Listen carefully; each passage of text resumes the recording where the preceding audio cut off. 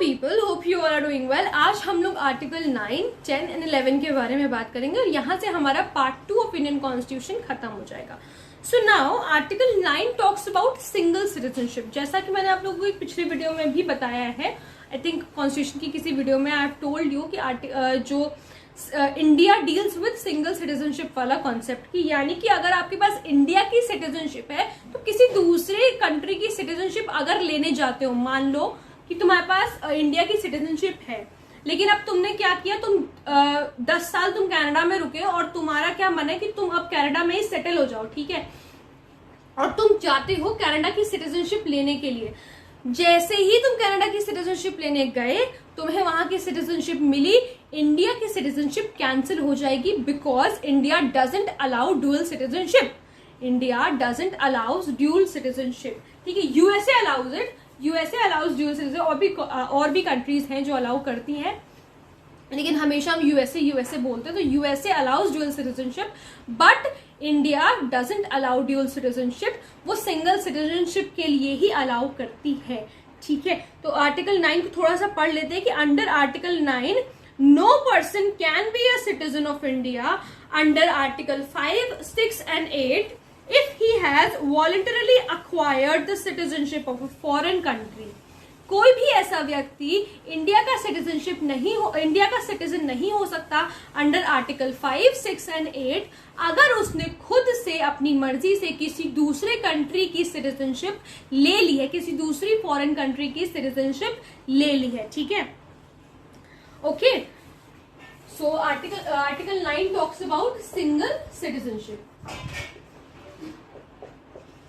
तो ये हमारा हो गया आर्टिकल 9, बहुत ही आसान है।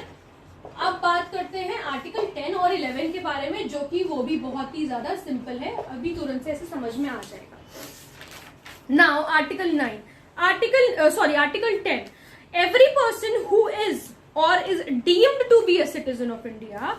देखो सिंपल समझो, आर्टिकल 10 बात करता है उस बारे में कि अगर कोई भी लॉ बनता है सिटीजनशिप के ऊपर, तो इंडिया के जिनके पास इंडिया की सिटीजनशिप है वो उन सब पे लागू होता है, वो उन सब पे लागू होता है। ये बताता है आर्टिकल 10। पढ़ लेते हैं इसे कि every person who is or is deemed to be a citizen of India, जो है इंडिया का citizen, under any of the foregoing sections, जितने भी सेक्शंस हम लोगों ने अभी पढ़े हैं, अगर उसके अंडर कोई भी व्यक्ति सिटीजन है इंडिया का, shall subject to the provisions of any law that may be made by parliament continue to be such citizen। तो उसको that particular person who is a citizen of India is subject to every law which is made by the parliament, ठीक है।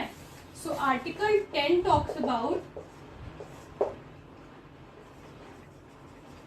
shall subject to every law made by the parliament।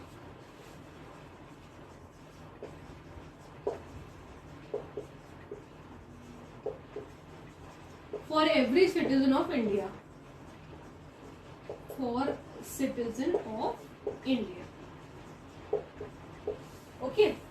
Now article 11 talks about कि parliament के पास हमेशा power होती है कि वो citizenship के लॉज को अमेंड कर सके, किसी भी तरीके से बना सकती है, बिगाड़ सकती है, खत्म कर सकती है, रिपील कर सकती है। अमेंड करने का राइट है पार्लियामेंट के पास, पूरी पावर देता है उन्हें, ठीक है। आर्टिकल 11 उन्हें पूरी पावर देता है। So nothing in the foregoing, जैसे कि अभी सिटीजनशिप एक्ट बना है 1955 वाला, जिसको कई बार अमेंड कर चुके हैं, तो ये पार्लियामेंट की तरफ से बना है, ठीक है। So nothing in the foregoing provisions of this part shall derogate from the power।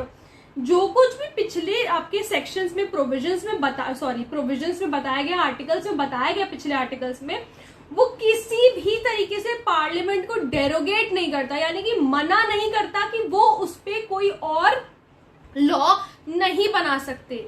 ये जितने भी सेक्शंस बताए गए हैं, प्रोविजंस आपको आर्टिकल 5 से 11 तक, ये जो है ये कहीं से भी पार्लियामेंट को डेरोगेट नहीं करते हैं कि आप भाई अब सिटीजनशिप के ऊपर कोई लॉ नहीं बना सकते। ये सेक्शंस बिल्कुल भी ऐसा नहीं कहते हैं, ये आर्टिकल्स बिल्कुल भी ऐसा नहीं कहते हैं। पार्लियामेंट हमेशा सिटीजनशिप के ऊपर कुछ ना कुछ लॉ बना ही सकती है, जो वो चाहती है वो लॉ बना सकती है। फॉर एग्जाम्पल सिटीजनशिप एक्ट 1955, ठीक है, So shall derogate from the power of parliament to make any provision with respect to the acquisition and termination of citizenship and all other matters relating to the citizenship. कैसे citizenship आपको मिलेगी India की, कैसे आपकी citizenship terminate होगी, और भी जितने प्रोविजंस रिलेटेड है सिटीजनशिप से उस पर पार्लियामेंट अपनी तरफ से लॉ बना सकती है. ठीक है, तो ये बताता है article 11. So article 11 give power to the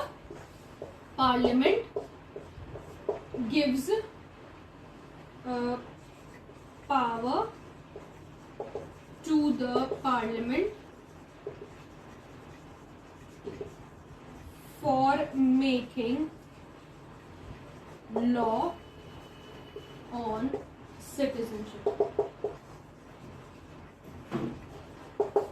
ठीक है, तो हमने क्या देखा, आर्टिकल 9, आर्टिकल 10 और आर्टिकल 11 में. Article 9 deals with single citizenship, कि अगर आपके पास इंडिया की सिटीजनशिप है तो आप किसी दूसरे कंट्री की सिटीजनशिप अगर लेने जाते हो तो आपकी इंडिया की जो सिटीजनशिप है वो कैंसिल हो जाएगी, खत्म हो जाएगी उसी वक्त. ठीक है, क्यों?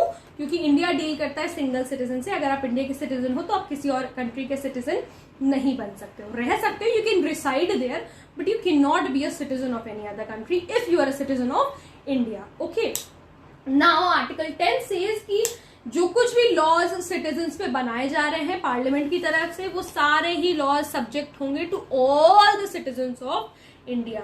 that laws shall subject to all the citizens of India.